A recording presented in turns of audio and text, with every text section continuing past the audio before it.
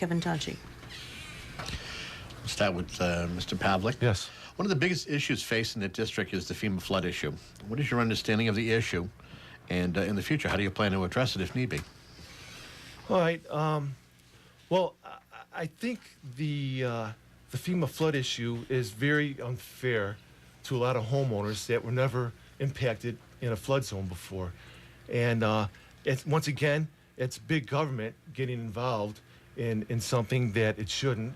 It's impacting people's homes that were never in a flood zone.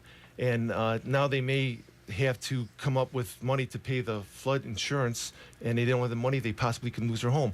One way of possibly subsidizing that or working a way around it is to provide private insurance for the flood insurance program.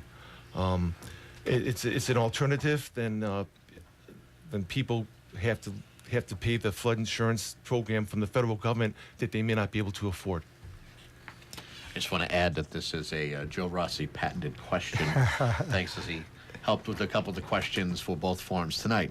Same question to you, Jim. What is your, you are the current state representative.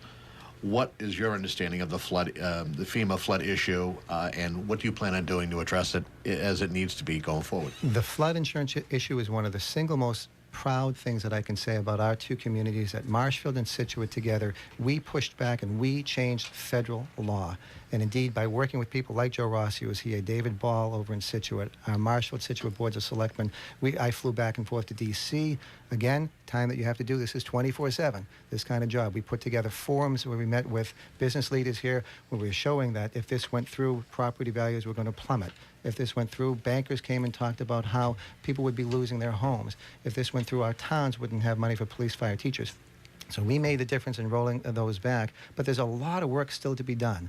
And the experience that I have working with federal counterparts, the experience working with our business leaders, is what we'll need as we try to go forward to reauthorize this flood insurance program. By the way, private insurance is not going to be able to do this. The reason why this program is there in the first place is the National Flood Insurance Program subsidizes these rates so that people can afford to stay in their homes.